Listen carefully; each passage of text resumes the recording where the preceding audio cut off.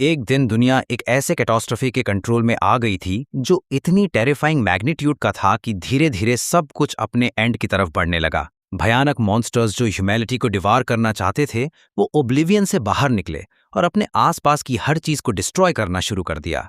कुछ क्रीचर्स ऐसे थे जिन्हें एक वेल कोऑर्डिनेटेड ग्रुप मिलकर मुश्किल से मार सकता था, लेकिन कुछ और इतने हॉरिफाइंग थे कि उनके अगेंस्ट हर अटेम्प्ट फेलियर में खत्म होता था और सिर्फ लाशों का ढेर बन जाता था। और कुछ मॉन्स्टर्स तो इतने पावरफुल थे कि वो सिर्फ एक नजर से अपने एनिमी की सोल को जला देते थे। लोग अपनी पूरी कोशिश के साथ फाइट कर रहे थे, लेकिन वक्त के साथ हर एक के अंदर से होप खत्म होती गई। लेकिन मॉन्स्टर्स के इस हॉरर के ऑपोजिट एक स्टारगेट ओब्लिवियन से अपीयर हुआ जिसने ह्यूमैनिटी को होप वापस दी। जिन लोगों के पास टैलेंट था उन्हें इन गेट्स में एंटर करने का चांस मिला और वो इनक्रेडिबल एबिलिटीज हासिल कर सकते थे जिससे वो पावरफुल मॉन्स्टर्स से दुनिया को वापस ले सकें। दुनिया कई सालों तक टिकी रही और ह्यूमैनिटी का एक सबसे stronghold city of dawn बन गया। लेकिन इसी सिटी के टेरिटरी में उस दिन एक ट्रैजिक इंसिडेंट हुआ।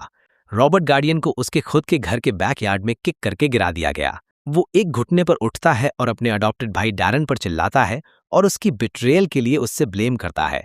डैरन डोरवे में खड़ा होता है गार्डियन फैमिली के पर्सनल लॉयर के साथ और मिट्टी में बैठे रॉबर्ट को देखकर ग्रिन कर रहा होता है। एक आदमी जो क्लासिक सूट पहने होता है आगे बढ़ता है और रॉबर्ट को एक कोल्ड लुक देता है और एक्सप्लेन करता है कि क्योंकि रॉबर्ट 18 साल की एज तक अपनी एबिलिटीज अवेकन नहीं कर पाया, इसलिए लॉ के अकॉर्डिंग वो अवेकेंड कम्युनिटी की टेरिटरी में रहने का राइट खो देता है। ये सुन के रॉबर्ट शॉक हो जाता है कि डैरन, जो गार्डियन फैमिली का अडॉप्टेड चाइल्ड है, अब उसके घर पर फुल राइट ले सकता है। रॉबर्ट आर्ग्यू करता है और उन लोगों का एग्जाम्पल देता है जो एज होने के बाद भी एबिलिटीज नहीं रखते लेकिन फिर भी रह रहे हैं। लेकिन उसे उसकी इंसोलेंस के लिए फिर से मारा जाता है। रॉबर्ट पीछे जमीन पर गिर जाता है और मुश्किल से सुन पाता है जब उसे सिटी के लॉस को ना मानने के लिए कंडेम किया जाता है। लॉयर अपने पेपर्स कलेक्ट करता है और निकलने की तैयारी करता है और रॉबर्ट को डील करने का काम डैरन के हवाले कर देता है। रॉबर्ट अपना सर उठाता है और नोटिस करता है कि लॉयर डैरन को एक स्लाई नजर से देख रहा है और धीरे से किसी प्रॉमिस का जिक्र करता है। डैरन लॉयर को एक वार्म स्माइल के साथ अलविदा कहता है और अपना प्रॉमिस पूरा करने की गारंटी देता है। लेकिन जैसे ही लॉयर गेट के बाहर निकलता है, उसी वक्त डैरन रॉबर्ट को एक और किक मारकर जमीन पर गिरा देता है। वो बिना किसी शर्म के उसके सर पर अपना पांव रखकर उसे दबा देता है और उसे सबसे इंपॉर्टेंट बात बताने लगता है। डैरन स्मर्क करते हुए एडमिट करता है कि जब रॉबर्ट 10 साल का था तब से वो उसे पॉइजन दे रहा था, जिसकी वजह से वो कभी अवेकन नहीं कर पाया। पता चलता है कि डैरन का प्लान था रॉबर्ट को खत्म करके उसकी सारी प्रॉपर्टी पर कब्जा कर लेना ताकि उसकी लाइफ हमेशा के लिए सिक्योर हो जाए। अपने भाई पर गुस्से में रॉबर्ट उठता है और उसे कन्फ्रंट करने की कोशिश करता है, लेकिन डैरन उसे एक और टेरिबल न्यूज़ देता है। वो बताता है कि उसने रॉबर्ट के पेरेंट्स से उनकी लास्ट एक्सपेडिशन के बारे में झूठ बोला था कि उसमें रॉबर्ट को अवेकन करने का तरीका मिलेगा, लेकिन उसे कंप्लीट करने की कोशिश में उनके पेरेंट्स मर गए।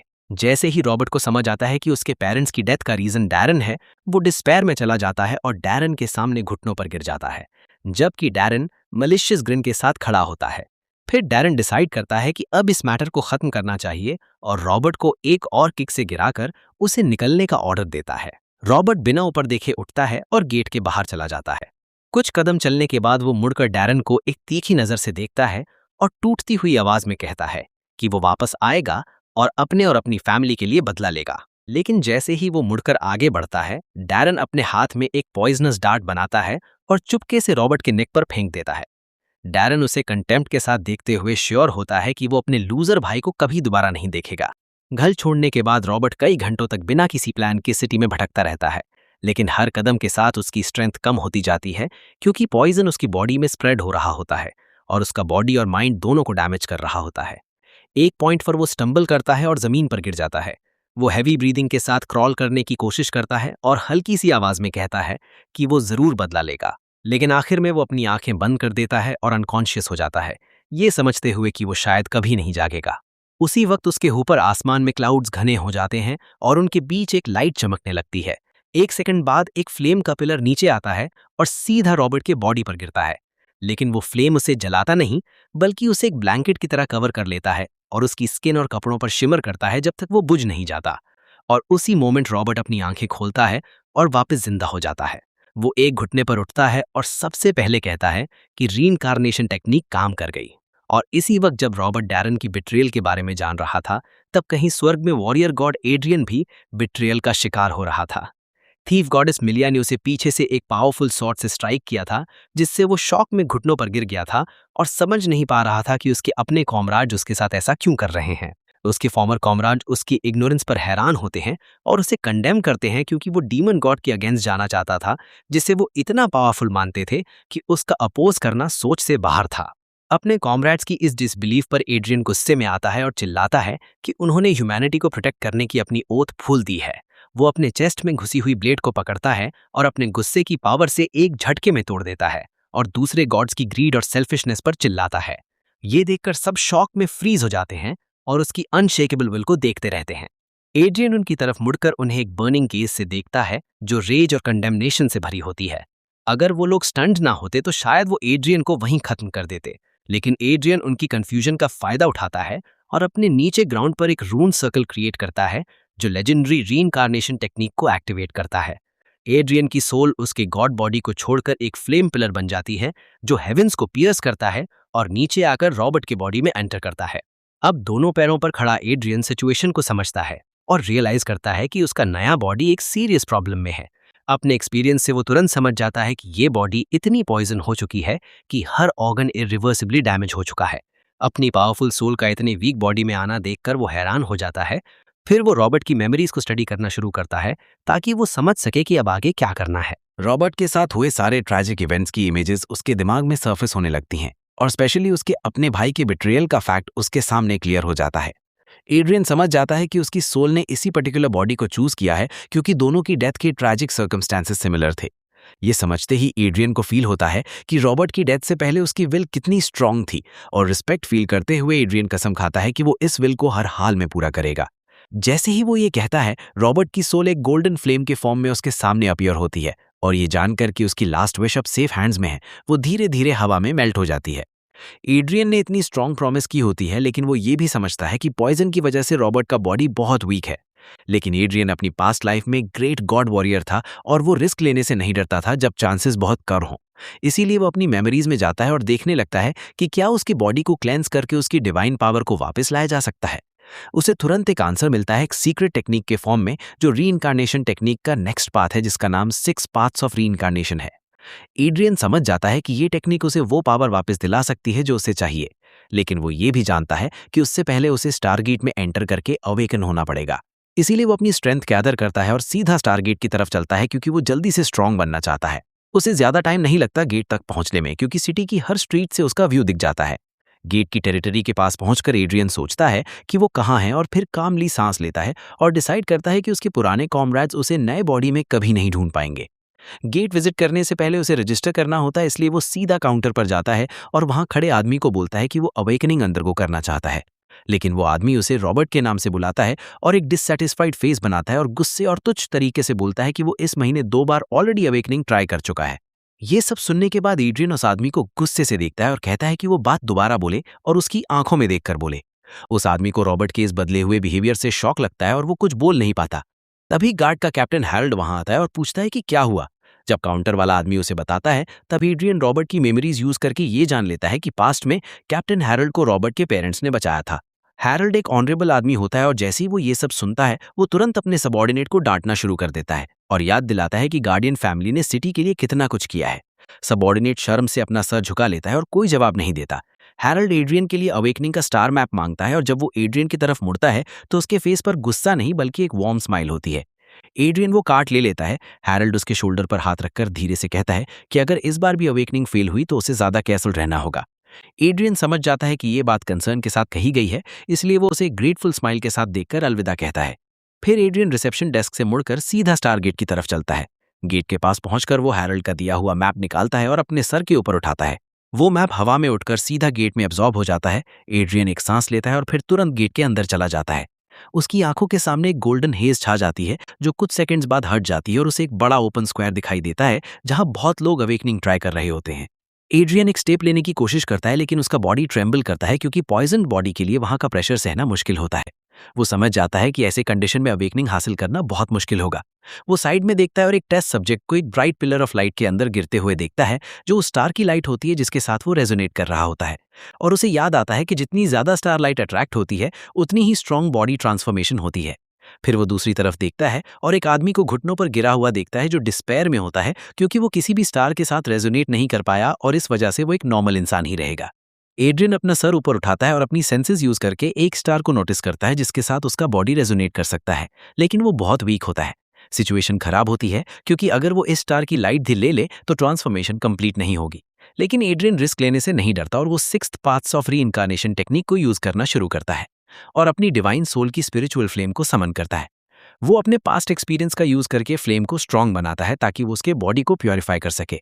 धीरे धीरे एक फायरी सिलुएट उसके अराउंड बनने लगती है, जो हर मोमेंट के साथ और स्ट्रांग होती जाती है।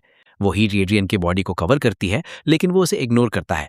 जब फ्लेम इतनी ब्राइट हो जाती है कि आंखों को अंधा कर सके, तब वो उसके बॉडी के अराउंड घूमने लगती है और उसे ट्रांसफॉर्म करने लगती है। शुरू में फ्लेम का मूवमेंट काम होता है, लेकिन अचानक वो एक फायरी टॉर्नेडो बन जाता है। जब वो टॉर्नेडो धीरे धीरे खत्म होता है, तब उसके नीचे एक रून सर्कल बन जाता है, जो उस टेक्निक के अकॉर्डिंग होता है जो एड्रियन यूज कर रहा है। जैसे ही नीचे फ्लेम जल रही होती है, ऊपर एक बड़ा स्टार और ब्राइट हो जाता है और उसकी लाइट एक पिलर के फॉर्म में नीचे आती है और एड्रियन के बॉडी को हिट करती है। एड्रियन उसे एक्सेप्ट करता है और उसका बॉडी उस लाइट में मेल्ट होता हुआ एक दूसरी जगह ट्रांसफर हो जाता है, जहां उसकी ट्रांसफॉर्मेशन कंटिन्यू होती है। वो स्टार की लाइट इतनी स्ट्रांग होती है कि बाकी लोग उसे देखकर हैरान हो जाते हैं और उसे सन की लाइट समझने लगते हैं। उस मोमेंट एड्रियन खुद को ओपन स्पेस में पाता है, जहां वो उस स्टार के सामने होता है जिसमें उसे चूज किया है। उस स्टार की फ्रेम तुरंत उसके बॉडी को कवर कर लेती है और एड्रियन रेडी होता है और उसे कंट्रोल करने की कोशिश करता है। वो फ्लेम उसके बॉडी को बर्न करती है और अगर उसकी विल वीक होती तो वो उसे डिस्ट्रॉय कर देती। लेकिन एड्रियन उस पेन को एंड्योर करता है और अपनी विल को स्ट्रांग रखता है। उसके फेस पर एक ग्रिन होती है जो दिखाती है कि वो अपने गोल के लिए पेन सहने को रेडी है। आखिर में वो फ्लेम उसके बॉडी पर बुझ जाती है और ये क्लियर होता है कि उसने उसकी पावर को कंट्रोल कर लिया है। लेकिन उस टेक्निक की वजह से सिर्फ एक नहीं बल्कि एक और डार्क स्टार भी अपीयर होता है। उसकी फ्लेम भी एड्रियन के बॉडी को कवर करती है, लेकिन इस बार वो उसे बिना ज्यादा मुश्किल के कंट्रोल कर लेता है। उसके बाद एड्रियन को फील होता है कि उसका बॉडी अब काफी अजाइल और फास्ट हो गया है। 2 स्टार्स की पावर हैंडल करने के बाद वो तीसरे स्टार को देखता है और तुरंत उसकी पावर को भी हासिल करने लगता है। येलो फ्लेम इस बार और भी जल्दी गिव वे करती है और उस फ्लेम से एड्रियन को फील होता है कि उसकी विल और डिटर्मिनेशन और भी स्ट्रांग हो गई है। उसके बाद ब्लू स्टार की फ्लेम आती है, जिसे कंट्रोल करते ही उसे लगता है जैसे उसके माइंड के लिए एक नया पर्सपेक्टिव ओपन हो गया हो। फिर ग्रीन स्टार की फ्लेम उसकी बॉडी को कवर करती है और एड्रियन को फील होता है जैसे उसकी आंखों से कोई पर्दा हट गया हो और अब उसे लगता है कि कुछ भी, चाहे वो कितना भी माइक्रोस्कोपिक क्यों ना हो, उसकी नजर से नहीं बच सकता। और आखिर में लास्ट स्टार आता है जिसका फ्लेम ब्राइट पर्पल होता है और वो भी एड्रियन की विल के कंट्रोल में आ जाता है, जिसके बाद उसे लगता है कि उसकी परसेप्शन और भी स्पेसिफिक और क्लियर हो गई है। आखिर में 6 पाथ्स ऑफ रीइंकार्नेशन टेक्निक का इफेक्ट ये होता है कि 6 स्टार्स की फ्लेम्स मिलकर एड्रियन के बॉडी के अराउंड एक अजीब और ब्राइट व्हर्लविंड बना देती हैं। उस वोर्टेक्स की स्पीड इतनी ज्यादा होती है कि बाहर से देखने पर वो एक परफेक्ट स्फीयर जैसा लगता है। इस रेल्म के अंदर एड्रियन एक मेडिटेटिव स्टेट में चला जाता है, जहां वो अपने माइंड को स्टार्स की पावर के साथ सिंक्रोनाइज करता है और उन्हें अपने बॉडी पर पूरा इफेक्ट दिखाने देता है। जब एड्रियन को फील होता है कि प्रोसेस कंप्लीट हो गया है, तब वो स्फीयर 1000 टुकड़ों में फट जाता है और एड्रियन वहां से बाहर निकलता है कंप्लीटली रिन्यूड, पावरफुल और बिल्कुल हेल्दी बॉडी के साथ। उसके बॉडी का हर फाइबर उसे उसकी अपनी पावर का एहसास करा रहा होता है। एक स्टार की फ्लेम उसके आगे बढ़ाए हुए हाथ को सॉफ्टली टच करती है, जो इस बात को कंफर्म करता है कि उसका बॉडी अब पूरी तरह से हील हो चुका है। उसी मोमेंट एड्रियन के पीछे एक नया और अनयूजुअल रून सर्कल अपीयर होता है, जिसके सिंबल्स एड्रियन पहले से जानता होता है। एड्रियन को पता होता है कि अवेकनिंग के बाद बॉडी अपने अक्वायर्ड क्लास के अकॉर्डिंग चेंज होती है, लेकिन इस मोमेंट वो सिर्फ वॉरियर की स्ट्रेंथ ही नहीं फील करता जो उसके मसल्स में इमेंस पावर भर रही होती है, बल्कि वो ये भी नोटिस करता है कि उसके मूवमेंट्स ज्यादा स्मूथ हो गए हैं और उसकी स्पीड क्लियरली बढ़ चुकी है, जो थीफ क्लास के अकॉर्डिंग होता है। इसके अलावा वो अपने आसपास और खुद को बहुत ज्यादा क्लियरली और डिस्टिंक्टली फील कर पाता है, जिससे वो समझ जाता है कि मैजिशियन की इनसाइट भी उसके अंदर ओपन हो चुकी है। इसके साथ ही उसकी विजन इतनी शार्प हो जाती है कि वो अपने आसपास हवा में हो रही सबसे छोटी वाइब्रेशंस को भी नोटिस कर सकता है, जिससे वो रियलाइज करता है कि उसकी साइट अब एक एक्सपीरियंस्ड आर्चर जैसी हो गई है, और जबकि उसकी विल पहले ही अनशेकेबल की, वो अब और भी शार्प हो चुकी होती है, जिससे वो तुरंत बैटल में कूदने के लिए रेडी फील करता है, जो नाइट क्लास की खासियत होती है। जब एड्रियन ये डिसाइड करता है कि शायद बस इतना ही है, तब वो सडनली रियलाइज करता है कि उसकी परसेप्शन बहुत ज़्यादा चेंज हो चुकी है और उसे समझ आता है कि लास्ट समनर क्लास की क्वालिटीज़ भी अब उसके पास हैं। एड्रियन पूरी तरह शॉक हो जाता है ये देखकर कि उसने सारी 6 क्लासेस अनलॉक कर ली हैं, क्योंकि अपनी प्रीवियस लाइफ में उसने सिर्फ कुछ ही केसेस के बारे में सुना था जहां कोई एक से ज्यादा क्लासेस के लिए सूटेबल होता था, और वो भी 2 से ज्यादा नहीं। अपने हाथ बंद करते हुए वो एक ग्रिन देता है और रियलाइज करता है कि इस बार वो अपने पुराने सेल्फ को भी इजीली सरपास कर लेगा। जब वो ऊपर देखता है तो उसे पता चलता है कि उसके आसपास का स्पेस टूटने लगा है, जो सिग्नल देता है कि अवेकनिंग प्रोसेस खत्म होने वाला है। उसी मोमेंट एड्रियन अपनी आंखें बंद करता है और फिर खोलता है और स्टारगेट से बाहर वापस उस जगह पर आ जाता है जहां से वो अंदर गया था। लेकिन बाहर आते ही उसका सामना उस चीज से होता है जैसे वो बिल्कुल नहीं देखना चाहता था, क्योंकि डैरन वहां खड़ा होता है और तुरंत एड्रियन पर कंटेम्प्ट के साथ कमेंट्स करना शुरू कर देता है और उसकी अवेकनिंग अटेम्प्ट्स को यूजलेस बताता है। एड्रियन गुस्से से उसे देखता है और बिना फॉर्मेलिटीज के सीधा उससे जवाब देता है। डैरन इस बिहेवियर से शॉक हो जाता है, क्योंकि कुछ घंटे पहले तक वो उसे अपने पैरों से मार रहा था और अब एड्रियन उसे इग्नोर करते हुए ऐसे बिहेव कर रहा होता है जैसे वो उसके लायक ही नहीं है। डैरन के अंदर तुरंत गुस्सा उबलने लगता है, क्योंकि वो समझ नहीं पाता कि जो लड़का उसने पॉइजन किया था वो अब कैसे नॉर्मल चल रहा है जैसे कुछ नहीं हुआ। गुस्से में डैरन अपने डैगर्स निकालता है और अपने भाई पर चिल्लाता है और तुरंत उसे खत्म करने के लिए आगे बढ़ता है। तभी गेट की तरफ से कैप्टन हैरल्ड की आवाज आती है, जो डैरन को वार्न करता है कि वो कोई फूलिश काम ना करे। एड्रियन ये सुनते ही अपने अटैकर की तरफ मुड़ता है। डैरन अपनी थीफ क्लास स्किल्स यूज करके पल भर में एड्रियन के सामने पहुंच जाता है और अपने ब्लेड्स उसके अंदर घुसाने के लिए रेडी होता है। लेकिन एड्रियन, जो एक फॉर्म ऑफ वॉरियर गॉड है और जिसके पास इमेंस कॉम्बैट एक्सपीरियंस है, वो तुरंत उसके अटैक में कई ओपनिंग्स देख लेता है। वो उस अटैक को इजीली डॉज करता है और तुरंत आगे बढ़कर अपना पंच डैरन की तरफ भेजता है। जैसे ही वो क्लोज रेंज में आता है, उसका पंच सीधा डैरन के जॉ पर लगता है और उस हिट की पावर इतनी ज्यादा होती है कि डैरन कई मीटर दूर जाकर गिरता है। डैरन वॉल की तरफ उड़ता हुआ जाता है और आसपास के लोग शॉक में देखते हैं कि 2 अवेकेंड लोग फाइट कर रहे हैं और एड्रियन ने अपने भाई को इतनी आसानी से गिरा दिया। डैरन हवा में फ्लिप करता है और अपने पैरों पर लैंड करता है, लेकिन वो समझ नहीं पाता कि उसका पॉइजन्ड भाई कैसे एक ही ब्लो में उसे इतनी दूर उड़ा सकता है। वो दोबारा अटैक करने के लिए रेडी होता है, लेकिन एड्रियन का वॉरियर जैसा स्टांस देखकर एक मोमेंट के लिए रुक जाता है। उसी वक्त कैप्टन हैरल्ड दोनों के बीच में आ जाता है और डैरन पर चिल्लाता है। डैरन गुस्से से हैरल्ड की तरफ देखता है और कंप्लेन करता है कि कैप्टन गार्डियन फैमिली के बेटे के साथ ज्यादा सॉफ्ट है और कहता है कि उसे अब तक जॉब से निकाला क्यों नहीं गया। हैरल्ड गुस्से में डैरन को कंटेम्प्ट के साथ देखता है और कहता है कि कोई भी आसानी से देख सकता है कि एड्रियन अवेकन हो चुका है, इसीलिए डैरन का उस पर अटैक करना गलत है। डैरन कुछ बोलने ही वाला होता है, लेकिन आसपास के लोगों के सरप्राइज रिएक्शंस उसका ध्यान तोड़ देती हैं, जो हैरान होते हैं कि एड्रियन ने सिर्फ एक ब्लो में उसे कैसे रोक दिया। डैरन एक्सट्रीम गुस्से में एड्रियन को देखता है, लेकिन कुछ कर नहीं पाता और बिना कुछ बोले वहां से चला जाता है। हैरल्ड उसे जाते देखकर हल्का सा ग्रिन करता है और फिर एड्रियन के पास आता है और अपने पोर्टेबल एनालाइजर से चेक करता है कि उसे कौन सा क्लास मिला है। स्क्रीन पर वो वॉरियर का सिंबल देखता है और तुरंत एड्रियन को दिल से कॉन्ग्रेचुलेट करता है। वो कहता है कि अब उसे समझ आता है कि एड्रियन ने डैरन को एक ही ब्लो में कैसे उड़ा दिया। जो लोग पहले एड्रियन को एक लूजर समझते थे, वो अब उसके सामने स्माइल करने लगते हैं और उसकी तारीफ करते हैं कि उसने अपने भाई को कैसे हिट किया। एड्रियन उन्हें स्माइल करके रिस्पॉन्स देता है, लेकिन अपने दिमाग में वो खुश होता है कि उसने अपनी बाकी क्लासेस हाइड कर ली और सिर्फ वॉरियर क्लास शो किया, क्योंकि वो नहीं चाहता कि ये बात उसके लिए प्रॉब्लम बन जाए। हैरल्ड फिर से उसके शोल्डर पर हाथ रखता है और वार्म स्माइल के साथ उसे दोबारा कंग्रेचुलेट करता है। एनालाइजर से कार्ड निकालकर हैरल्ड ने वो एड्रियन को दे दिया और उसे रिकमेंड किया कि वो जल्दी से वॉरियर एकेडमी जाकर ट्रेनिंग स्टार्ट करे। एड्रियन ने कार्ड लिया और उसे ध्यान से देखा और फिर एक रिलैक्स सा सांस लेते हुए प्रॉमिस किया कि वो अपनी पूरी कोशिश करेगा। लेकिन हैरल्ड के सरप्राइज के लिए कार्ड लेने के बाद एड्रियन ने उससे पूछा कि मंथली टैलेंट असेसमेंट कब होने वाला है, जिसका जवाब देते हुए हैरल्ड ने कहा कि वो आज ही होने वाला है। और ये बोलते हुए वो खुद भी थोड़ा सरप्राइज लग रहा था और उसने एड्रियन से पूछा कि क्या वो अभी अभी अवेकन होने के बाद ही असेसमेंट देने जा रहा है। एड्रियन ने बिना हेजिटेशन के हाँ में जवाब दिया। ये सुनकर हैरल्ड ने फिर से उसके शोल्डर पर हाथ रखा और उसकी आंखों में देखकर सीरियस टोन में बोला कि वो कोई जल्दबाजी ना करे। उसने समझाया कि अवेकनिंग के तुरंत बाद लोगों को स्टूडेंट का स्टेटस मिलता है और उन्हें 1 या 3 साल बाद अकेडमी में ट्रेनिंग लेने के बाद ही टैलेंट असेसमेंट देना होता है। आमतौर पर ट्रेनिंग के बाद ही एक अवेकेंड को अपनी लाइफ का एक ही चांस मिलता है, जिसमें वो अपने क्लास के साथ एक टैलेंट हासिल करता है। हैरल ने वार्न किया कि ये चांस सिर्फ एक ही बार मिलता है और अगर टेस्ट के दौरान गलती हो गई तो मिलने वाला टैलेंट वीक हो सकता है और पूरी लाइफ को अफेक्ट कर सकता है। लेकिन एड्रियन ने सिर्फ रिलैक्स स्माइल के साथ हैरल को कन्विंस किया कि सब ठीक होगा और वो अपने प्लान पर पूरा कॉन्फिडेंट है। फिर साइड में मुड़कर एड्रियन ने कैप्टन को अलविदा कहा और सीधा उन ट्रक्स की तरफ चला गया जो उसे टेस्ट साइट तक ले जाने वाले थे। और जब एड्रियन को लगा कि डैरन वहां से चला गया है, तब भी वो शैडोज में खड़ा उसे देख रहा होता है और अपने मन में सोचता है कि अभी अभी अवेकन होने के बाद असेसमेंट देने का डिसीजन बहुत एरोगेंट लगता है। एड्रियन ने अपना सर घुमाया और डैरन को नोटिस कर लिया और सोचा कि उसे उस पर नजर रखनी होगी क्योंकि डैरन शायद उसे मारने की कोशिश करना नहीं छोड़ेगा।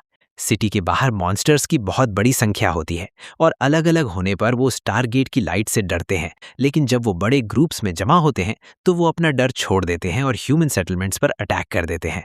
अवेकेंड लोग बड़े ग्रुप्स में मॉन्स्टर्स का सामना करते हैं, लेकिन कोई भी मिशन बिना लॉसेस के कंप्लीट नहीं होता।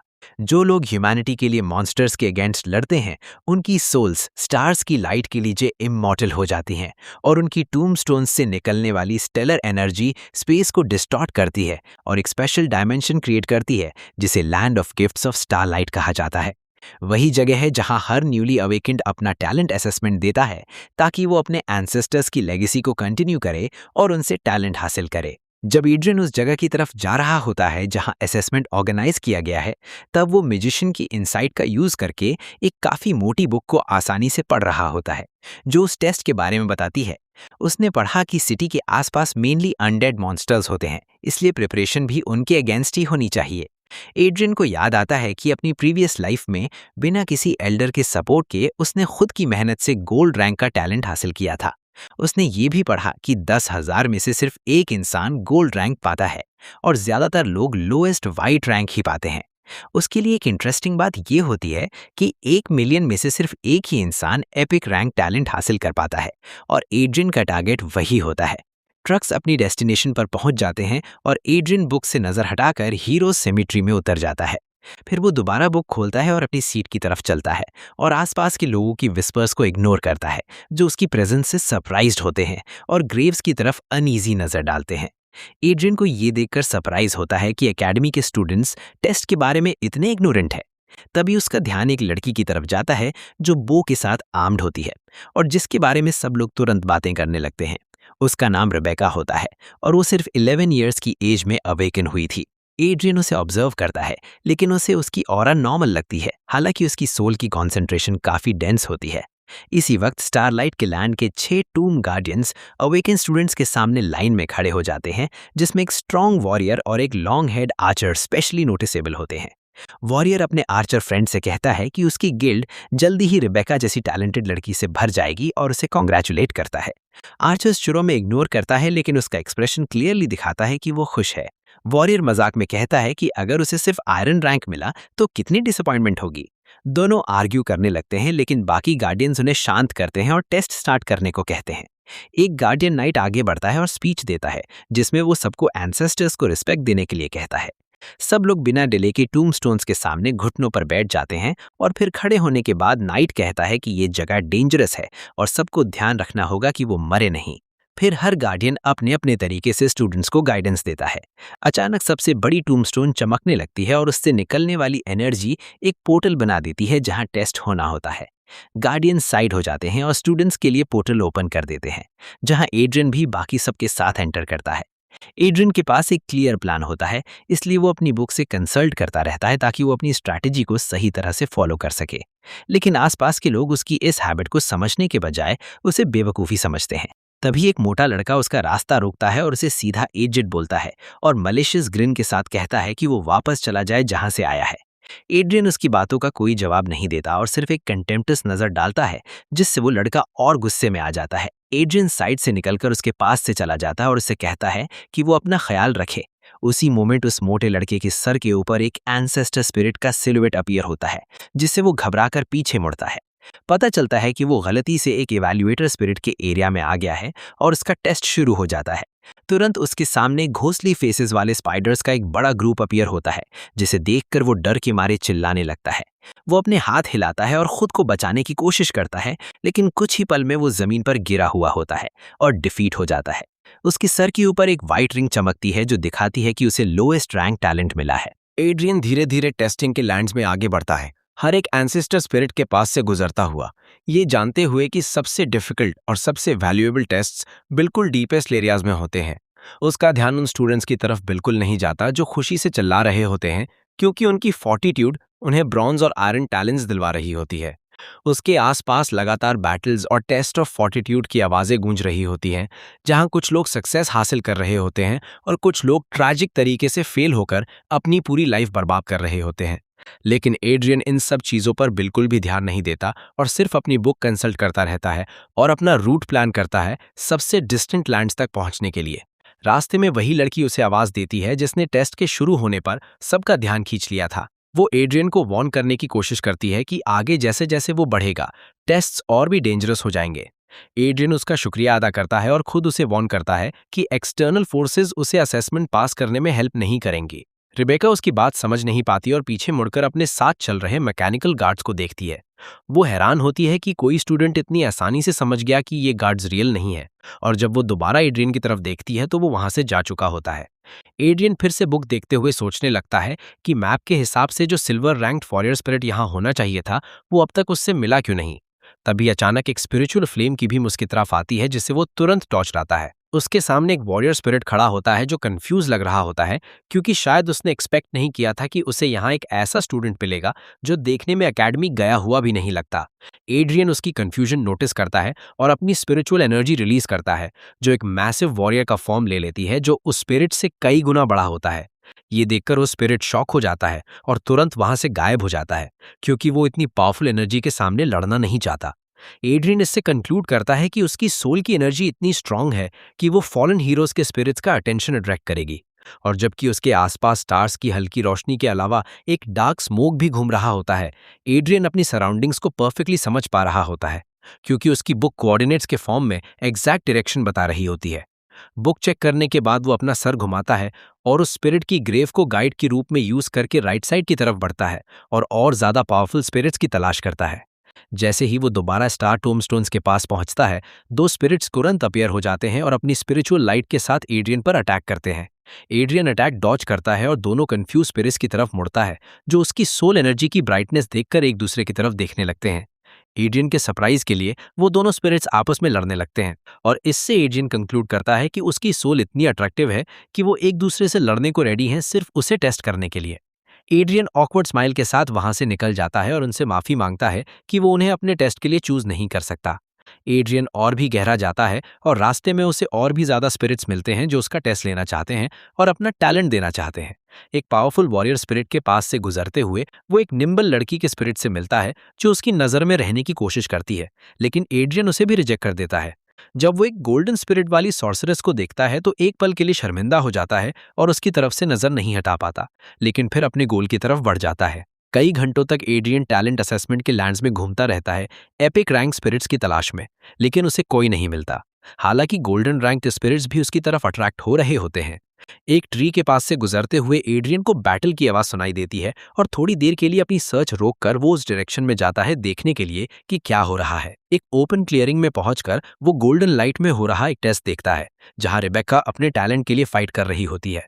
एड्रियन को तुरंत समझ आ जाता है कि उसने उसकी वार्निंग इग्नोर कर दी थी, क्योंकि उसका एंसेस्टर स्पिरिट उस पर बहुत ही अग्रेसिवली अटैक कर रहा होता है, और रिबेका खुद भी समझ नहीं पा रही होती कि ऐसा क्यों हो रहा है।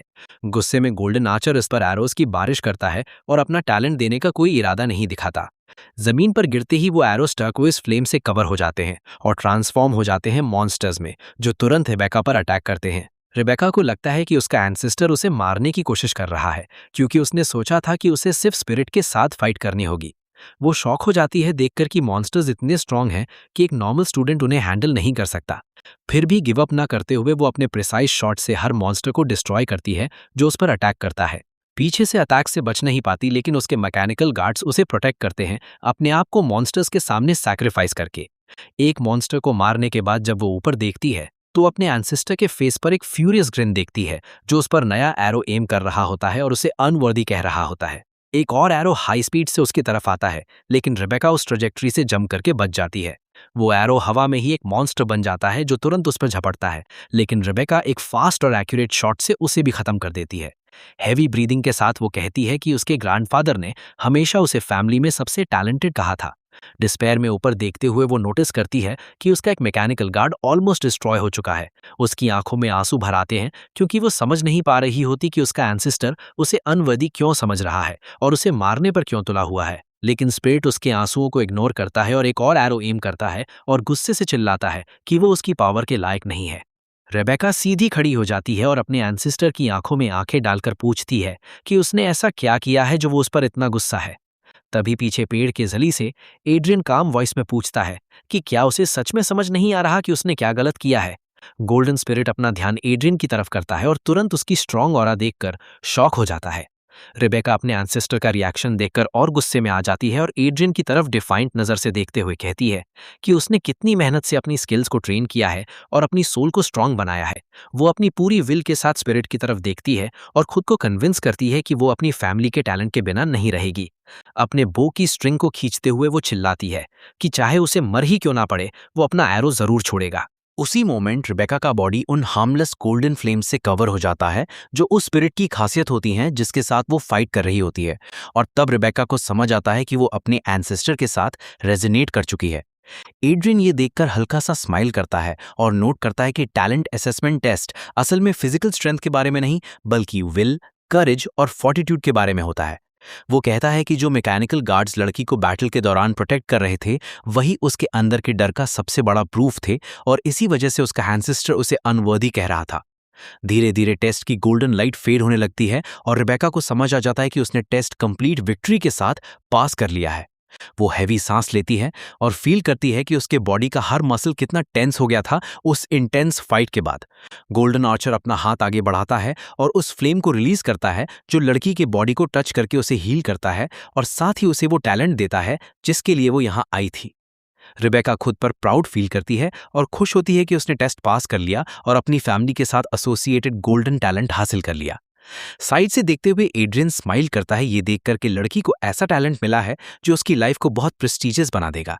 जैसे ही स्पिरिट हवा में गायब होता है रिबेका एड्रियन की तरफ मुड़कर थोड़ा ऑकवर्ड फील करते हुए उससे उस एडवाइस के लिए थैंक्स बोलती जो उसने दिया था। वो ये भी पूछती है कि वो खुद एक नॉर्मल स्टूडेंट होते हुए जो अभी रिसेंटली अवेकन हुआ है इतना डीप कैसे आ गया जहां गोल्डन टैलेंट्स मिलते हैं। एड्रियन सिर्फ इतना जवाब देता है कि उसका गोल सबसे बेस्ट पॉसिबल टैलेंट हासिल करना है और बिना और कुछ कहे वहां से आगे बढ़ जाता है। रिबेका उसकी सोल को वीक समझकर कमेंट करती है लेकिन एड्रियन सीधा कहता है कि ये उसका मैटर नहीं है और उसे कहता है कि वो उसकी प्रेजेंस का सीक्रेट रखे। जब रिबेका देखती है कि एड्रियन गोल्डन रैंक के लैंड्स को भी क्रॉस करके और गहरा जा रहा है तो वो काफी शॉक्ड हो जाती है और समझ जाती है कि उसका टारगेट और भी हाई है। आखिरकार एड्रियन अपनी डेस्टिनेशन तक पहुंच जाता है जहां एक ह्यूज टूमस्टोन होती है जो एक मैसिव गोल्डन चेन से जुड़ी होती है। एड्रियन सैटिस्फाइड स्माइल देता है क्योंकि उसे पता चल जाता है कि वो सही जगह पर आया है इतनी मैसिव चीज देखकर। जैसे ही वो एक और स्टेप लेता है उसका बॉडी एक टेरिफाइंग प्रेशर फील करता है जो दिखाता है कि आगे का टेस्ट कितना डिफिकल्ट होने वाला है क्योंकि सिर्फ वहां खड़े रहना भी मुश्किल हो रहा होता है।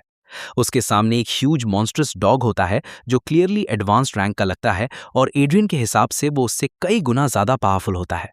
लेकिन एड्रियन बिल्कुल भी डर नहीं रहा होता बल्कि वो एक्साइटेड फील करता है क्योंकि उसे समझ आ जाता है कि यहाँ स्पिरिचुअल एनर्जी की कॉन्सेंट्रेशन इतनी ज्यादा है कि वो जितनी चाहे उतनी एब्सॉर्ब करके अपनी स्ट्रेंथ बढ़ा सकता है। वो लोटस पोजीशन में बैठ जाता है और अपनी स्पिरिट को रिलीज करता है ताकि वो आसपास की इन्फिनिट एनर्जी के साथ इंटरैक्ट कर सके। अपने हाथ जोड़कर वो अपनी सारी स्ट्रेंथ कॉन्सेंट्रेट करता है और उसके आसपास की एनर्जी थ्रेड्स की फॉर्म में गैदर होके एक स्फीयर बनाने लगती है। उसी वक्त उसके पीछे एक ब्राइट ब्लू रियोनिक सर्कल अपीयर होता है जो उसे सराउंडिंग एनर्जी एब्जॉर्ब करने में हेल्प करता है। कुछ देर बाद वो खड़ा होता है और एनर्जी फ्लोज डिसिपेट हो जाते हैं क्योंकि वो ऑलरेडी मैक्सिमम एनर्जी एब्जॉर्ब कर चुका होता है जो एक स्टूडेंट के लिए पॉसिबल है। इस प्रोसेस के बाद एड्रियन फील करता है कि उसकी स्ट्रेंथ 6 टाइम्स इंक्रीज हो गई है और अब वो आसपास के प्रेशर को इजीली हैंडल कर सकता है। वो अपनी नजर उठाकर उस मॉन्स्ट्रस डॉग की तरफ देखता है जो टूमस्टोन को गार्ड कर रहा होता है। जैसे ही वो थोड़ा और आगे बढ़ता है वो हेलहाउंड की विजन में आ जाता है और वो जो पहले शांत पड़ा था तुरंत उठकर गुस्से से ग्राउंड करने लगता है। वो एक मैसिव बीस्ट होता है जिसके जॉज एक ही बाइट में एक पूरी क्राउड को तोड़ सकते हैं और वो एड्रियन के सामने खड़ा होता है रेडी टू डिस्ट्रॉय किसी भी इंसान को जो एपिक रैंक के टेस्ट के लिए आता है। लेकिन एड्रियन, जो एक फॉर्मर गॉड वॉरियर है, वो बिल्कुल भी नहीं डरता और सीधा आगे बढ़ता है। 1 सेकंड में वो मॉन्स्टर अपने चारों पॉज से जंप करता है और एड्रियन पर अटैक करता है उसे तोड़ने के लिए। लेकिन एड्रियन भी इतनी आसानी से मरने वाला नहीं होता। उसके पीछे जो र्यून सर्कल अपीयर होता है वो उसे इंस्टेंट एक्सेलरेशन देता है और वो उस स्किल का यूज करके बैटल में घुस जाता है। उसकी स्पीड इतनी ज्यादा होती है कि हेलहाउंड उसे प्रॉपर्ली ट्रैक ही नहीं कर पाता और वो लाइटनिंग की तरह मूव करता है। एक और अटैक डॉज करते हुए एड्रियन ग्रिन करता है और उसे सिर्फ एक पपी कहता है जो उसके सामने कुछ नहीं है। ये सुनते ही डॉग एक लाउड रोर करता है, इतना पावरफुल कि एड्रियन को अपने आप को गार्ड करना पड़ता है। गुस्से में वो फिर से सीधा एड्रियन पर चार्ज करता है और उसे खत्म करने की कोशिश करता है। जब उसके जॉस ऑलमोस्ट एड्रियन को पकड़ने वाले होते हैं, तब भी एड्रियन अपनी जगह से हिलता नहीं और सिर्फ ग्रिन करता है। जैसे ही जॉस क्लोज होते हैं, एड्रियन उसके अपर जॉ के थ्रू ऐसे पास हो जाता है जैसे वो कोई सॉलिड चीज नहीं बल्कि फॉग हो। वो उसके ऊपर खड़ा होता है और कामली नोट करता है कि असली हेलहाउंड अनडेड होता है, जो प्रोवोक होने पर रिएक्ट नहीं करता, लेकिन ये डॉग क्लियरली रेज में आ गया था। एक सिंपल फिंगर फ्लिक के साथ एड्रियन उस डॉग की फॉर्म को डिस्ट्रॉय कर देता है और वो 100 पीसेस में टूट जाता है। जमीन पर लैंड करने के बाद एड्रियन अपने कपड़े ठीक करता है और उन स्टेयर्स की तरफ देखता है जिसे वो बीस्ट गार्ड कर रहा था। उसके सामने एक मजेस्टिक गेट होता है जिसे उसे क्रॉस करना होता है। जैसे ही वो पास आता है, गेट एक लाउड साउंड के साथ ओपन हो जाता है, जैसे वो उस वॉरियर का वेट कर रहा हो जो अपनी कैपेबिलिटी प्रूव करने आया है। एड्रियन की आंखों में कॉन्फिडेंस होता है, लेकिन वो थोड़ा सा कंसर्न भी होता है आगे क्या होने वाला इस बात को लेकर। सीधा आगे देखते हुए वो एक डीप ब्रेथ लेता है और प्राउड स्टेप के साथ अंदर चला जाता है, जैसे एक वॉरियर जो स्ट्रेंथ गेन करने का हक कमा चुका है। गेट के अंदर का व्यू सरप्राइजिंगली पीसफुल होता है, जहां एक वाटरफॉल और लेक होता है जो रॉक्स और एंशिएंट ट्री से सराउंडेड होता है। लेकिन एड्रियन के पास इस ब्यूटी को एंजॉय करने का टाइम नहीं होता, क्योंकि तुरंत एक बर्निंग फ्लेम का पिलर उसकी तरफ आता है और उसे डॉज करना पड़ता है। वो तुरंत उस डायरेक्शन में देखता है जहां से अटैक आया था और देखता है कि एक फ्लेमिंग ब्लेड सीधा उसके फेस की तरफ आ रहा है। वो बस उस ब्लेड को नोटिस ही कर पाता है कि वो उसके फेस से 1 सेंटीमीटर दूर रुक जाता है और एड्रियन अपनी आंखें तक नहीं झपकता। उसके सामने एक एपिक रैंक हीरोइक स्पिरिट हवा में होवर कर रहा होता है, जो अपनी ब्लेड उठाकर उससे सरप्राइज से देख रहा होता है, क्योंकि उसके सामने सिर्फ एक स्टूडेंट खड़ा होता है। एड्रियन बिना डरे सीधा उसकी आंखों में देखता है और कहता है कि वो अपनी स्ट्रेंथ को होल्ड बैक ना करे, क्योंकि वो यहाँ लक से नहीं बल्कि एपिक रैंक की असली पावर देखने के लिए आया है। ये सुनकर स्पिरिट वॉरियर शॉक्ड हो जाता है और समझ नहीं पाता कि एक नॉर्मल स्टूडेंट इतनी दूर सिर्फ एपिक रैंक देखने के लिए कैसे आ सकता है। हल्का सा स्माइल करते हुए एड्रियन अपने वर्ड्स केयरफुली चूज करता है और वॉरियर से कहता है कि वो फाइनली टेस्ट कंडक्ट करें, क्योंकि वो अपनी पूरी पावर उसे दिखाने वाला है। वॉरियर थोड़ा सॉफ्टम होता है और एक साई लेकर उसे करेक्ट करता है कि सिर्फ इतना कि वो यहाँ तक पहुंच गया, इसका मतलब ये नहीं है कि वो एपिक रैंक के रिप्रेजेंटेटिव को डिफीट कर सकता है। लेकिन फिर भी वो हल्का सा स्माइल करता है और अग्री कर लेता है अपनी पावर दिखाने के लिए। उसी मोमेंट वॉरियर सिर्फ अपनी फिंगर्स स्नैप करता है और तुरंत एड्रियन खुद को एक अरीना के अंदर पाता है, जहां वो सरप्राइज के साथ आसपास देखने लगता है। सिचुएशन एनालाइज करने के बाद उसे रियलाइज होता है कि उसकी स्पिरिचुअल एनर्जी 4 गुना बढ़ चुकी है और वो डिसाइपल वाली लिमिटेशंस को क्रॉस कर चुका है। ये समझ आता है कि वॉरियर ने एड्रियन के बॉडी को नहीं बल्कि उसके माइंड और अपने माइंड को अरीना में ट्रांसफर किया है, जबकि उनके रियल बॉडीज वहीं खड़े हैं। इसी वक्त एड्रियन और वॉरियर के बॉडीज को और 5 स्पिरिट्स देख रहे होते हैं, जिनकी एनर्जी एपिक रैंक की ब्राइट लाइट से शाइन कर रही होती है। वो क्लियरली खुश होते हैं ये देखकर कि बहुत टाइम बाद कोई उनके लैंड्स तक एपिक रैंक टैलेंट के लिए आया है। हालांकि वो थोड़ा सरप्राइज्ड भी होते हैं कि जो इंसान आया है वो एक बिल्कुल नॉर्मल स्टूडेंट लगता है। उनमें से एक स्पिरिट क्लियरली गुस्सा होता है कि वॉरियर स्पिरिट सबसे पहले एड्रियन तक पहुंच गया, क्योंकि हेलहाउंड को डिफीट करने के बाद वो खुद उसका टेस्ट लेना चाहता था।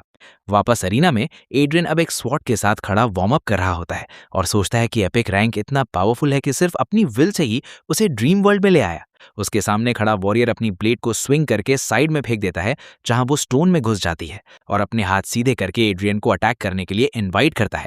वो इक्वल टर्म्स पर फाइट करना चाहता है, क्योंकि उसने अपनी स्ट्रेंथ को एड्रियन के लेवल पर एडजस्ट कर लिया होता है। एड्रियन स्मर्क करता है और नोट करता है कि उसका अपोनेंट थोड़ा एरोगेंट बिहेव कर रहा है, जो बिना स्वर्ड के उससे इक्वल टर्म्स पर फाइट करने की सोच रहा है। अगले ही मोमेंट एड्रियन फुल स्पीड से बैटल में घुस जाता है और अपनी सारी फाइटिंग स्किल्स और पास्ट लाइफ एक्सपीरियंस का यूज करता है ताकि अपने अपोनेंट को कोई चांस ना दे। वॉरियर स्पिरिट भी डेस्परेट फाइट करता है, लेकिन वो समझ जाता है कि अगर उसके हाथ में स्वॉर्ड भी होती तब भी डिफेंड करना मुश्किल होता, और बिना वेपन के तो बिल्कुल ही इम्पॉसिबल है। वो अपनी पूरी कोशिश करता है, लेकिन एड्रियन की स्पीड और अग्रेशन इतनी ज्यादा होती है कि वो कंटिन्यूअसली अटैक करता रहता है। आखिर में spirit warrior final attack dodge नहीं कर पाता और एड्रियन अपनी ब्लेड उसके नेक पर रख देता है। वॉरियर ऑनेस्टली अमेज्ड होता है कि एक इतना नया अवेकेंड डिसाइपल इतना पावरफुल कैसे हो सकता है जो एपिक रैंक स्पिरिट के सामने इतनी कॉन्फिडेंटली परफॉर्म कर रहा है। एड्रियन फ्रेंडली स्माइल के साथ उसे कहता है कि वो अपनी पूरी स्ट्रेंथ यूज करे और उसे दिखाए कि एपिक रैंक असल में क्या होता है। वॉरियर भी सीरियस हो जाता है और अपना हाथ आगे बढ़ाकर अपनी ब्लेड को वापस बुला लेता है जो स्टोन से निकलकर उसके हाथ में आ जाती है। दोनों वॉरियर स्माइल के साथ एक दूसरे की तरफ चार्ज करते हैं और स्वॉर्ड्स क्लैश होती हैं एक इंटेंस और डार्जलिंग बैटल डांस में जहां स्पार्क्स उड़ते हैं। स्पिरिट वॉरियर पूरी जान लगा देता है लेकिन एक छोटी सी गलती काफी होती है और एड्रियन एक प्रिसाइज स्ट्राइक के साथ उसे डिसार्म कर देता है जिससे उसकी स्वॉर्ड और कंट्रोल दोनों छूट जाता है। वॉरियर स्पिरिट बिल्कुल शॉक्ड हो जाता है और समझ नहीं पाता कि एक सिंपल स्टूडेंट उसे कैसे डिफीट कर सकता है। उसकी आंखों में कंफ्यूजन होता है जब वो अपने हाथों को देखता है जैसे अपनी एबिलिटीज पर डाउट कर रहा हो। एड्रियन सेटिस्फाइड फील करता है और सोचता है कि अब उसका टेस्ट रिजल्ट काफी अच्छा है और वो एपिक रैंक टैलेंट रिसीव करने के लिए रेडी है। लेकिन जब वो रिवॉर्ड एक्सपेक्ट कर रहा होता है तभी वॉरियर स्पिरिट अचानक हवा में डिसअपीयर हो जाता है जिससे एड्रियन कंफ्यूज हो जाता है। वॉरियर अपने बॉडी में वापस आकर क्यूरियोसिटी के साथ एड्रियन की रियल बॉडी को देखने लगता है जिसका माइंड अभी भी ड्रीम वर्ल्ड में होता है। बाकी एपिक स्पिरिट्स भी ये देखकर सरप्राइज हो जाते हैं कि टेस्ट इतनी जल्दी खत्म हो गया और क्योंकि कोई टैलेंट ट्रांसफर रिचुअल नहीं हुआ वो अज्यूम करते हैं कि एड्रियन हार गया है। लेकिन वो और ज्यादा कंफ्यूज हो जाते हैं जब देखते हैं कि एड्रियन अभी भी ड्रीम वर्ल्ड से बाहर नहीं आया और वो अपने कॉमरेड से पूछते हैं कि वहां क्या हुआ। वॉरियर प्राउडली अपना सर उठाकर बिना नजर हटाए एक्सेप्ट करता है कि वो बैटल हार गया। ये सुनते ही बाकी स्पिरिट्स शॉक हो जाते हैं क्योंकि उनका एपिक लेवल का कॉमरेड एक नॉर्मल स्टूडेंट से हार गया जबकि दोनों इक्वल कंडीशंस में थे। कुछ स्पिरिट्स सोचते हैं कि शायद वॉरियर ने जानबूझकर गिव अप किया होगा लेकिन वो मना करता है और कहता है कि फाइट बिल्कुल फेयर थी और वो सच में हारा है। इसी वजह से वो एक आइडिया प्रपोज करता है। बाकी स्पिरिट्स उसकी बात सुनते हैं और थोड़ा डिबेट करते हैं कि उसका प्लान फॉलो करें या नहीं, लेकिन फाइनली वो अग्री कर लेते हैं और उसी मोमेंट सभी 6 स्पिरिट्स ड्रीम वर्ल्ड में ट्रांसफर हो जाते हैं और एड्रियन के सामने अपीयर हो जाते हैं। एड्रियन जो सोच रहा था कि उसका ओपोनेंट उसे छोड़कर चला गया है अब रिलैक्स्ड फील करता है जब वो देखता है कि वो 5 और एपिक स्पिरिट्स के साथ वापस आया है। जैसे ही वो अपीयर होते हैं सभी स्पिरिट्स एड्रियन को एक अप्रेजिंग लुक से देखते हैं। एक मेज मैजिक काइंडली स्माइल करता है और नोटिस करता है कि लड़का इतने सारे एपिक स्पिरिट्स देखकर भी बिल्कुल ब्लिंक नहीं कर रहा। एक एजेड स्पिरिट अपनी दाढ़ी को स्क्रैच करता है और अपनी हेवी वॉइस में बोलता है। अपना एक हाथ पीछे रखकर और अपने कॉमरेड्स की तरफ प्राउड नॉट करते हुए वो एड्रियन को इनवाइट करता है कि वो एक साथ 6 एपिक स्पिरिट से फाइट करे। एड्रियन थोड़ा कंफ्यूज होता है लेकिन फिर सुनता है कि अगर वो जीत गया तो उसे हर एक स्पिरिट से एक एपिक टैलेंट मिलेगा जिससे उसकी आंखें एक्साइटमेंट से चमकने लगती हैं। स्पिरिट्स के पीछे आर्चर और समनर खड़े होते हैं जो सार्कास्टिक टोन में उसे देखते हैं और सजेस्ट करते हैं कि वो सिर्फ वॉरियर टैलेंट लेकर चला जाए क्योंकि उसमें इतनी स्ट्रेंथ लगती नहीं कि वो सबसे लड़ सके। इसका जवाब देते हुए एड्रियन पागलों की तरह हंसता है और पूरी सिचुएशन का मजा लेता है। वो प्राउड स्टैंस लेकर अपनी स्वॉर्ड उठाता है और चैलेंज एक्सेप्ट करता है। मेज उसे सेल्फ कॉन्फिडेंट कहता है और नाइट उसे एरोगेंट बोलता है, लेकिन एड्रियन को ये सब और मोटिवेट करता है। वो स्टैंस लेकर अपने अपोनेंट्स पर फोकस करता है और रेडी हो जाता है किसी भी अटैक के लिए। स्पिरिट्स भी अपने वेपन्स निकालकर बैटल के लिए रेडी हो जाते हैं और उसे वार्न करते हैं कि आगे जो होगा वो बहुत डेंजरस हो सकता है। जैसे ही मेज अपनी बात फिनिश करता है थीफ स्पिरिट तुरंत गायब हो जाता है और इनक्रेडिबल स्पीड से अटैक के लिए आगे बढ़ता है। 1 सेकंड के अंदर वो एड्रियन के पीछे पहुंच जाता है और उसकी बैक पर लीथल स्ट्राइक करने के लिए रेडी होता है, लेकिन एड्रियन प्रिपेयर्ड होता है और आर्चर के रिफ्लेक्सेस का यूज करके तुरंत टर्न करता है और अपनी स्वॉर्ड से उसे काउंटर अटैक करता है। एक ही पावरफुल ब्लो डिफेंडिंग एनिमी पर इतना हैवी पड़ता है कि थीफ स्पिरिट सीधा हवा में उड़ जाता है और चाहे उसने अपने आप को डिफेंड करने की पूरी कोशिश की हो, उस ब्लो की फोर्स इतनी ज्यादा होती है कि वॉल से टकराते ही वो तुरंत अनकॉन्शियस हो जाता है और बैटल से बाहर हो जाता है। ये समझते ही कि वो लोग अकेले जीत नहीं सकते, एपिक हीरोज बिना डिले किए एक साथ बैटल में रश करते हैं ताकि ओपोनेंट के फेस पर जो स्मग स्माइल है उसे हटा सकें। मेज के फायरबॉल्स क्लियरली एक्स्ट्रॉर्डिनरी पावर के होते हैं, लेकिन थीफ की स्पीड और आर्चर के रिएक्शन का यूज करके वो लड़का हर एक अटैक को इजीली डॉज कर लेता है। मैजिशियन के इनसाइट की वजह से वो ब्लेड के हर स्विंग को कैलकुलेट कर पाता है और आर्चर के शॉट से खुद को प्रोटेक्ट करता है। स्पिरिट मेज एक पैरालाइजिंग डिस्चार्ज यूज करने की कोशिश करता है ताकि उस लड़के को रोक सके और अपने फेलो नाइट को अटैक का मौका दे सके, लेकिन एड्रियन किसी वजह से उस स्पेल के इफेक्ट को इग्नोर कर देता है और सीधा ओल्ड मैन की तरफ रश करता है। स्पिरिट मेज के पास पहुंचकर वो अपना हाथ स्ट्राइक के लिए स्विंग करता है और नोट करता है कि नाइट का फिजिक और विल पावर मैजिक के अगेंस्ट परफेक्टली प्रोटेक्ट करता है। फिर से एक ही ब्लो के साथ एड्रियन मेज को नॉकआउट कर देता है और इंश्योर करता है कि अब मैजिक उसके फाइट में इंटरफेयर नहीं करेगा। मुड़कर वो अपनी सारी रिएक्शंस का यूज करता है ताकि आर्चर स्पिरिट के एरोज को डिफ्लेक्ट कर सके और उन्हें वापस अटैकर की तरफ भेज दे। लड़की एरोज को डॉज कर लेती है, लेकिन एड्रियन तुरंत उसके पास पहुंचकर अपनी ब्लेड स्विंग करता है और आर्चर को नॉकआउट कर देता है। अब उसके सामने सिर्फ 3 ओपोनेंट्स बचते हैं। स्पिरिट नाइट कर्स करता है और स्पिरिट समनर से कंप्लेन करता है कि वो उस लड़के को ट्रैक नहीं कर पा रहा, और वो उससे कहती है कि एनिमी को डिले करे ताकि वो एक ह्यूज बेयर समन कर सके। एक सिंपल रिचुअल से वो एक बड़ा मॉन्स्टरस बेयर अरीना में अपनी फुल हाइट के साथ समन कर लेती है। स्पिरिट नाइट डिसअपॉइंट नहीं करता और अपना मॉर्निंग स्टार उठाकर अपनी एबिलिटी यूज करता है ताकि एड्रियन को इमोबिलाइज कर सके। उसी मोमेंट पर बेयर उस लड़के पर अटैक करने के लिए रश करता है और अपने क्लॉस से उसे फाड़ देना चाहता है, लेकिन चाहे बेयर समनर के स्पिरिट से बना हो, एड्रियन की समनिंग एबिलिटी ज्यादा स्ट्रांग होती हैं और वो बेयर का कंट्रोल ले लेता है और उसे नाइट पर अटैक करने के लिए फोर्स करता है। एक ही ब्लो के साथ नाइट को फाइट से बाहर कर देता है। एड्रियन तुरंत लड़की के पास पहुंच जाता है और हल्का सा स्माइल करता है स्ट्राइक करने से पहले। बाकी सबकी तरह वो लड़की को भी एक ही ब्लो में नॉकआउट कर देता है। अब लास्ट एपिक रैंक स्पिरिट की तरफ मुड़कर एड्रियन उससे पूछता है कि क्या वो फाइट करेगा, लेकिन वॉरियर स्माइल करता है और कहता है कि वो पहले ही हार चुका है, इसलिए फाइट करने का कोई मतलब नहीं। मुड़कर एड्रियन देखता है कि सारे एपिक रैंक स्पिरिट्स खड़े हो चुके हैं और उसकी विक्ट्री के लिए चीयर कर रहे हैं। उसे कंग्रेचुलेट करने के बाद वो रियल वर्ल्ड में लौट जाते हैं और उसके बॉडी के अराउंड सर्कल बनाकर खड़े हो जाते हैं ताकि एक रिचुअल परफॉर्म कर सकें, जिसके बाद एड्रियन को उसका टैलेंट मिलेगा। जैसे प्रॉमिस किया गया था, स्पिरिट्स उसे एक नहीं बल्कि हर एक का एक टैलेंट देते हैं। चाहे किसी को पता ना हो कि क्या ये सब एक ही बॉडी में एग्जिस्ट कर सकते हैं, हर स्पिरिट की एनर्जी एड्रियन की बॉडी में फ्लो करती है और बाकी 5 एनर्जीज के साथ मिक्स होने लगती है।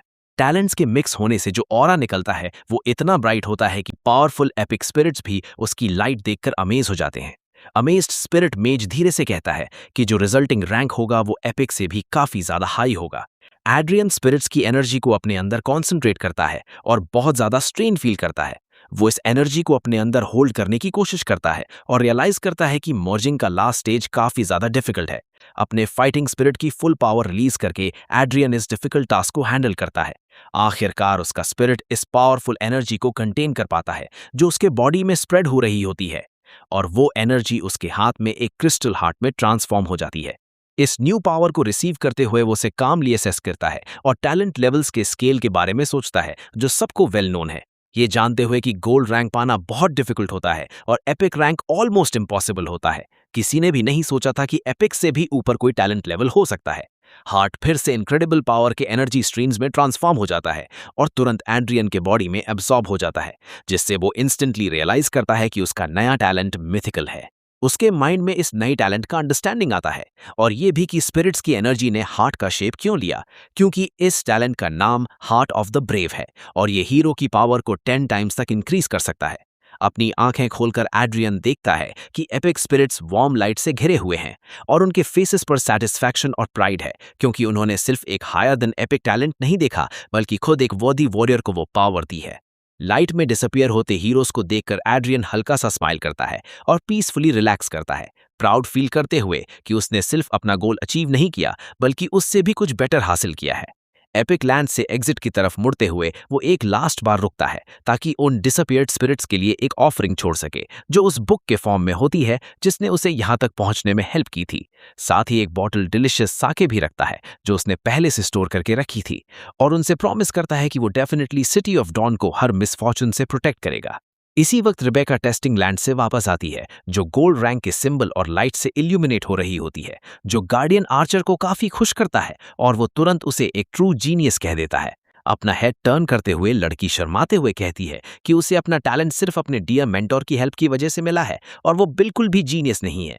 गार्डियन आर्चर जो लड़की पर प्राउड फील कर रहा होता है उसकी बात से एग्री नहीं करता और कहता है कि गोल्ड रैंक हर 10 साल में एक बार अपीयर होता है, और साथ ही सरकास्टिकली वॉरियर गार्डियन की तरफ देखता है जिसके किसी भी स्टूडेंट को सिल्वर से ऊपर का रैंक नहीं मिला। इस जेस्चर से आउटरेज होके गार्डियन वॉरियर प्रोटेस्ट करता है और कहता है कि आर्चर गार्डियन के स्टूडेंट सिर्फ लक पर रिलाई करते हैं बिना हाई टैलेंट्स डिजर्व किए हुए, और चाहे गार्डियन वॉरियर क्लेम करता है कि वॉरियर्स में भी एक ऐसा स्ट्रॉन्ग अवेकेंड होगा जो गोल्ड रैंक ले सके, उसे सिर्फ अपने कॉमरेड की मिलिशियस ग्रिम मिलती है। दोनों गार्डियंस के बीच के स्क्वॉबल से डिस्ट्रैक्ट होके रिबेका इधर उधर देखती है एड्रियन को ढूंढने के लिए और फाइनली ये जानने के लिए कि उस लड़के को कौन सा रैंक मिला जो इतनी कामली गोल्ड रैंक लैंड्स के आगे चला गया था। ये रियलाइज करते हुए कि वो लड़का कहीं नजर नहीं आ रहा, वो पोर्टल की तरफ देखती है और एंग्शियस होके उसके बाहर आने का वेट करती है। जब गार्डियन आर्चर टेस्ट की एंड अनाउंस करने वाला होता है तो रिबेका उसे रोककर कहती है कि वेट करे क्योंकि एक टेस्ट सब्जेक्ट अभी तक बाहर नहीं आया। उसी मोमेंट पर एड्रियन अपनी नेक स्ट्रेच करते हुए पोर्टल से बाहर आता है और वहां अपलॉस के स्टॉर्म के बजाय सिर्फ वही फेमिलियर डिसडेन मिलता है, क्योंकि गार्डियन आर्चर को यकीन होता है कि वो लड़का टेस्ट फेल कर गया। रिबेका लड़के को देखकर ब्लश करती है और अपने मेंटोर के सरकास्टिक कमेंट्स सुन ही नहीं पाती। सिर्फ इतना याद करती है थोड़ी सी एम्बैरेसमेंट के साथ कि उस नए एक्वेंटेंस का नाम एड्रियन है।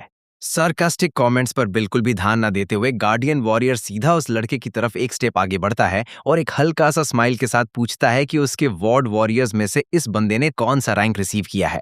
एड्रियन एक सेकंड के लिए रिलैक्स स्माइल देता है और इसी छोटे से मोमेंट में उसके टैलेंट का ऑरा हल्का सा ग्लो करता है जो उसके पूरे अवेकेंड बॉडी को कवर कर लेता है। और यहाँ सबसे इंटरेस्टिंग चीज ये होती है कि चाहे एड्रियन ने मिथिकल रैंक अचीव किया हो, लेकिन आसपास खड़े सब लोग वही देखते हैं जो वो उन्हें दिखाना चाहता है, यानी उसके बॉडी पर क्लियरली गोल्ड रैंक का ऑरा और सिंबल शाइन कर रहा होता है। और बस फिर क्या था, आसपास का पूरा माहौल एकदम एक्सप्लोड हो जाता है एक्साइटमेंट से। लोग हीटेड डिस्कशंस में लग जाते हैं और शॉक में आ जाते हैं इस बात से कि इस बार एक नहीं बल्कि 2 पार्टिसिपेंट्स ने गोल्ड रैंक अचीव कर लिया, जबकि नॉर्मली एक गोल्ड रैंक मिलना भी ऑलमोस्ट इम्पॉसिबल रेयरिटी होती है। एड्रियन अपने अंदर ही अंदर सैटिस्फाइड स्माइल के साथ ये नोट करता है कि वो कितना लकी है कि उसका नया टैलेंट उसे ये फ्रीडम देता है कि वो दुनिया को वही रैंक दिखाए जो वो खुद चाहता है। अपने दोनों हाथ कैजुअली हिप्स पर रखते हुए वो उन एरोगेंट लोगों की तरफ एक बार देखना भी जरूरी नहीं समझता जो उसका मजाक उड़ा रहे थे, और सीधा उन्हें लाउड वॉइस में बोल देता है कि दूसरों का मजाक उड़ाने के बजाय उन्हें खुद को स्ट्रांग बनाने पर फोकस करना चाहिए। ये बात सुनकर वो डम फाउंडेड फैट मैन तुरंत एम्बैरस हो जाता है और कुछ बोल नहीं पाता, लेकिन रिबेका जो थोड़ी कंफ्यूज सी एड्रियन को देख रही होती है, वो समझ ही नहीं पाती कि एड्रियन को सिर्फ गोल्ड रैंक कैसे मिला, जबकि वो क्लियरली उस जगह से भी आगे गया था जहां गोल्डन स्पिरिट्स थे। जैसे ही एड्रियन उसकी कंफ्यूज नजर पकड़ता है, वो तुरंत अपनी इंडेक्स फिंगर लिप्स पर रखकर उसे रिमाइंड करता है कि उसने उससे कहा था कि टेस्टिंग लैंड्स में वो कहाँ जा रहा है इस बात को सीक्रेट रखे। अपने नए एक्वेंटेंस के अटेंशन से फिर से एम्बैरेस होती हुई रिबेका बस इतना सोचती रह जाती है कि एड्रियन के पास कितने सारे सीक्रेट्स हैं जो वो सबसे छुपा रहा है। और इसी बीच जब वो अपने थॉट्स में लॉस्ट होती है, तब गार्डियन वॉरियर एक्साइटमेंट में एड्रियन की तरफ रश करता है। उसके फेस पर एक वाइड स्माइल होती है जो क्लियरली दिखाती है कि वो कितना खुश है कि उसके स्टूडेंट्स में से किसी ने फाइनली गोल्ड रैंक अचीव किया है। लेकिन एड्रियन, जिसे किसी और का टच पसंद नहीं, सीधा उससे कहता है कि उसे अकेला छोड़ दे और उसे बियर्डेड मैन कहकर बुलाता है। ये अनएक्सपेक्टेड नाम सुनकर गार्डियन थोड़ा ऑफेंड हो जाता है और एक स्टेप पीछे हटकर अपना हाथ एड्रियन के शोल्डर से हटा लेता है, लेकिन सिर्फ एक मोमेंट के लिए ही, क्योंकि वो तुरंत डिसाइड करता है कि उसका स्टूडेंट गोल्ड रैंक अचीव करना किसी भी पर्सनल इंसल्ट से ज्यादा इंपॉर्टेंट है। इसीलिए वो फिर से अपना हाथ एड्रियन के शोल्डर पर रखता है और खुशी से कहता है कि वो अपने स्टूडेंट पर कितना प्राउड फील कर रहा है।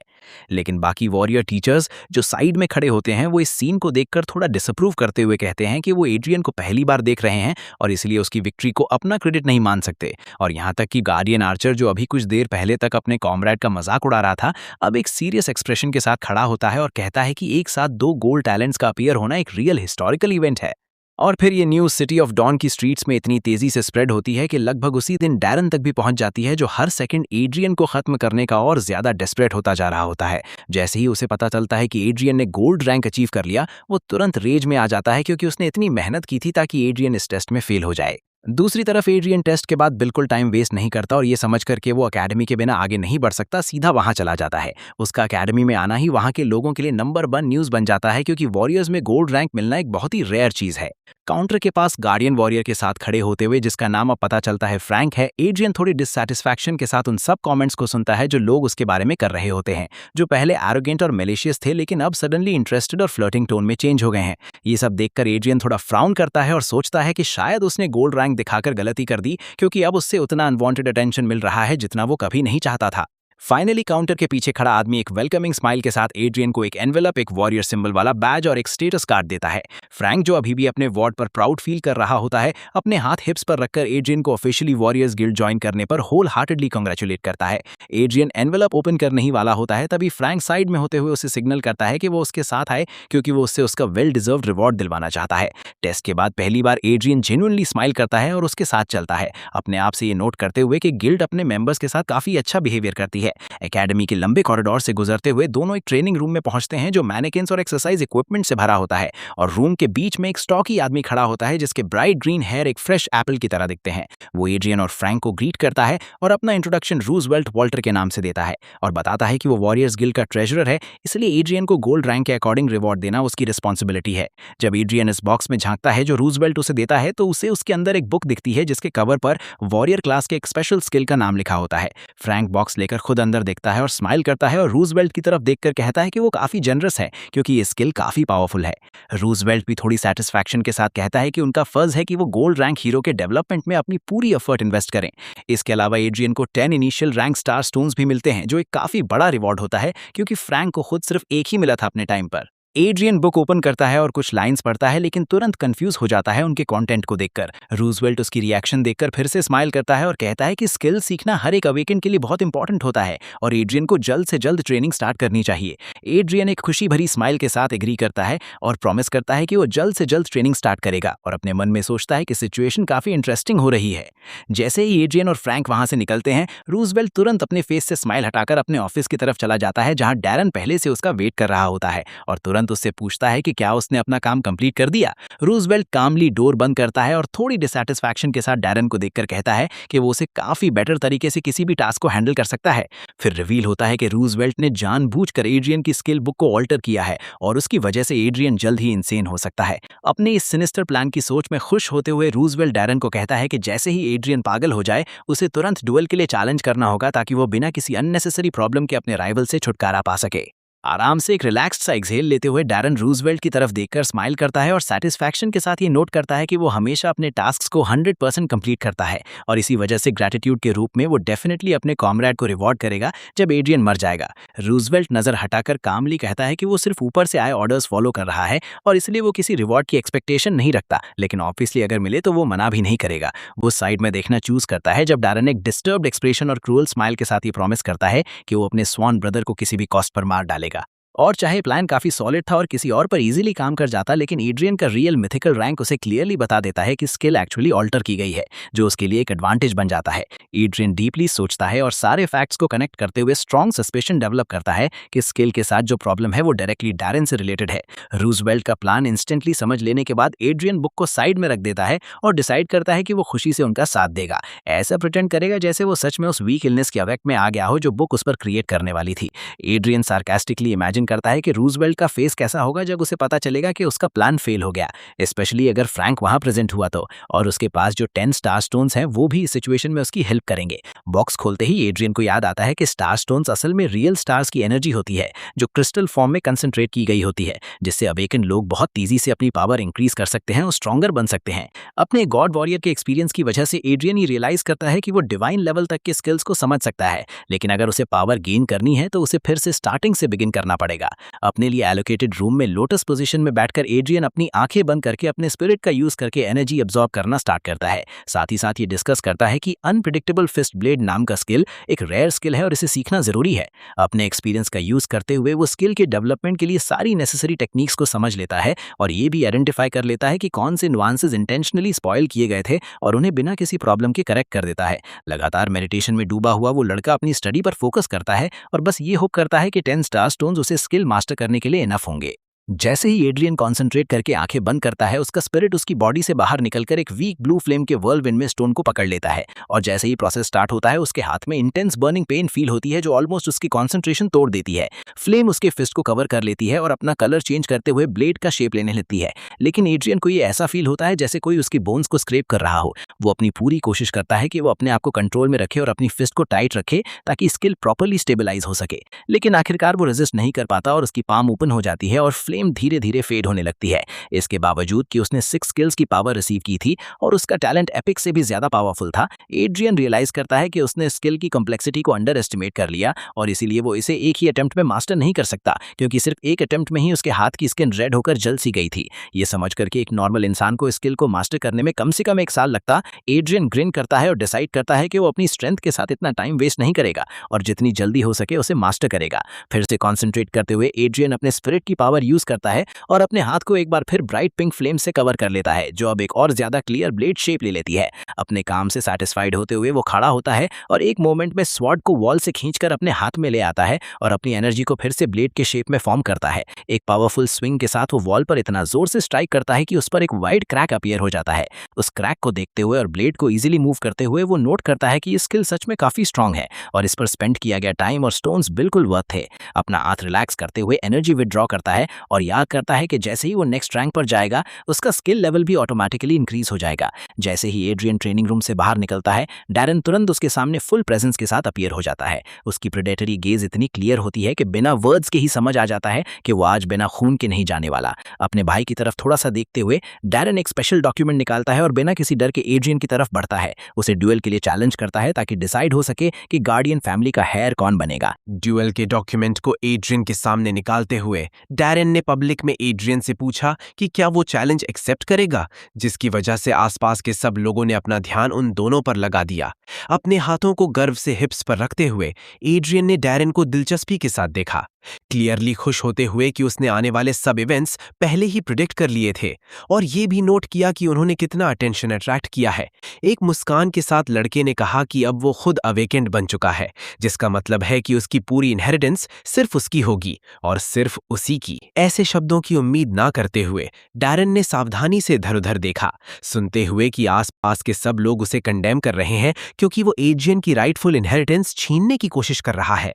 किसी को ये कहते सुनकर कि उसे एकेडमी से निकाल देना चाहिए, डैरेन ने घबराहट में पेपर अपने सामने उठा लिया, ये दिखाते हुए कि ये ड्यूअल अवेकेंड कम्युनिटी द्वारा अप्रूव्ड है। आसपास के वॉरियर्स ने उस पेपर को हैरानी से देखा, समझ नहीं पा रहे थे कि कम्युनिटी ऐसा कॉन्फ्लिक्ट होने की इजाजत कैसे दे सकती है। ये समझते हुए कि अब कोई उसे हाथ नहीं लगाएगा, डैरेन ने खुद पर विश्वास किया और फिर से एड्रियन की तरफ मुड़कर बताया कि मना करने का मतलब होगा कि वो गार्डियन फैमिली की इनहेरिटेंस पर अपना क्लेम छोड़ रहा है। और हालांकि एड्रियन खुद गुस्सा महसूस कर रहा था, उसने समझा कि ये गुस्सा उस लड़के की यादों की वजह से है जिसके शरीर में वो पुनर्जन्म हुआ था और डैरेन उसकी नफरत के एक बूंद के भी लायक नहीं था। एक दुष्ट मुस्कान के साथ डैरेन ने पूछा कि क्या एड्रियन मौत तक के ड्यूअल के लिए राजी होगा, ये क्लियरली याद रखते हुए कि एड्रियन को अभी तक पागलपन की हालत में होना चाहिए। अचानक कुछ उस लड़के के सामने चमका और जब तक उसने रिएक्ट किया, एड्रियन कुछ कदम दूर खड़ा था। आराम से वो पेपर पढ़ रहा था जो अभी उसके हाथ में था। इतनी तेज स्पीड देखकर डैरेन ने हैरानी से अपने हाथ की तरफ देखा जिसमें अभी कुछ देर पहले तक पेपर था। उलझन में पड़े लड़के को तिरस्कार से देखते हुए एड्रियन ने पेपर आगे बढ़ाया और मजबूत आवाज में ड्यूएल की रिक्वेस्ट को स्वीकार कर लिया। अपने भाई की तरफ फिर से देखते हुए डैरेन शॉक में था, अभी भी समझने की कोशिश कर रहा था कि इसने इतनी तेजी से डॉक्यूमेंट कैसे ले लिया। लेकिन डैरेन डरा नहीं, खुश था कि उन्होंने अनप्रेडिक्टेबल फिस्ट ब्लेड स्किल को खराब कर दिया था, जिसका मतलब था कि एड्रियन जल्दी अपना कंट्रोल खो देगा। एक स्टांस लेते हुए डैरेन ने अटैक के लिए तैयारी की और 100% श्योर था कि आज वो आखिरकार उस भाई को खत्म कर देगा जो उसे इतना परेशान कर रहा था। और हालांकि ओपोनेंट लड़ने के लिए तैयार खड़ा था, एड्रियन रिलैक्स्ड और शांत था, समझ रहा था कि डैरेन कभी जीत नहीं सकता। एक पल में डार्क ग्रीन एनर्जी डैरेन के आसपास घूमने लगी और उसकी ब्लेड तेज हरा चमकने लगी।